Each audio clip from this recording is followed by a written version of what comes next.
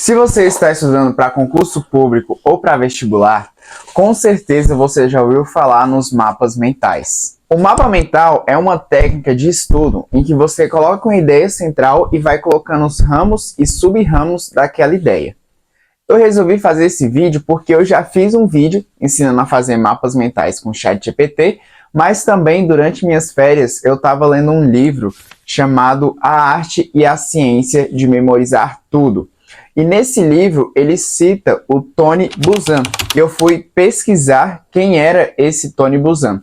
E Tony Buzan nada mais é do que o criador dos mapas mentais. Então eu vou falar para vocês o que deve ter no mapa mental e o que não deve ter, por exemplo. Então, o que deve ter nesses mapas mentais é o seguinte: a gente tem que colocar uma ideia central. Por exemplo, fotossíntese. E aí você vai ter que ir colocando os ramos e sub-ramos.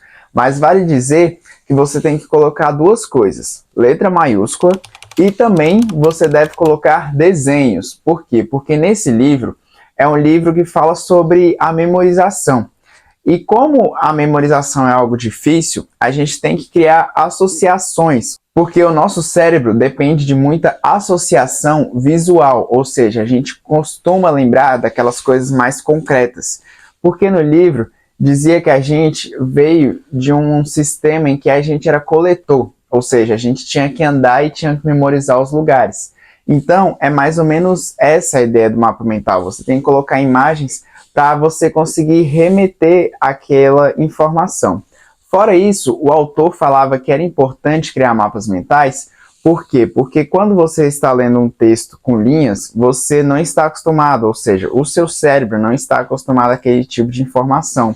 Era melhor que fosse algo mais difuso, como é o mapa mental. Então, eu queria falar isso, para ter esse cuidado. Por quê? Porque, por exemplo, no mapa mental que eu ensinei a fazer com o ChatGPT, você não vai ter as imagens necessárias. Fora isso, eu gostaria de dizer o seguinte: usar mapas mentais prontos nem sempre é tão eficiente, a menos que você esteja fazendo muita questão e não queira perder tempo com isso. Mas o que eu recomendo é que você pegue uma folha na horizontal, que é melhor, porque expande a ideia, porque se você pegar na vertical, vai dar para fazer um mapa mental do mesmo jeito, mas a ideia vai ficar um pouco pior, porque não vai ter como expandir. Então você vai pegar e você vai acabar de estudar o assunto, vai colocar a ideia central e vai puxando os ramos do que você lembra. Porque se você ficar olhando o tempo todo o livro, você não vai estimular a sua memória a forçar a buscar aquela informação. Aí seria muito melhor você fazer uma questão, você, sei lá, fazer um flashcard e por aí vai. Então, sempre tenha esse cuidado de retomar a informação. Você tem que buscar a informação para que ela seja mais viva na sua memória possível, porque se você só ficar relendo, não adianta muita coisa. E por isso que não é tão bom ficar comprando mapas mentais prontos por aí. É bem melhor fazer com o ChatGPT e olhar lá sem ter pagado nada. Então, essas foram as minhas dicas. Eu gostaria que vocês assistissem esse meu outro vídeo, que é mais um fluxograma, porque não tem imagens do que um mapa mental propriamente dito. Eu também gostaria de pedir para que você se inscreva nesse canal do YouTube, que vai trazer muito conteúdo sobre estudos de agora em diante.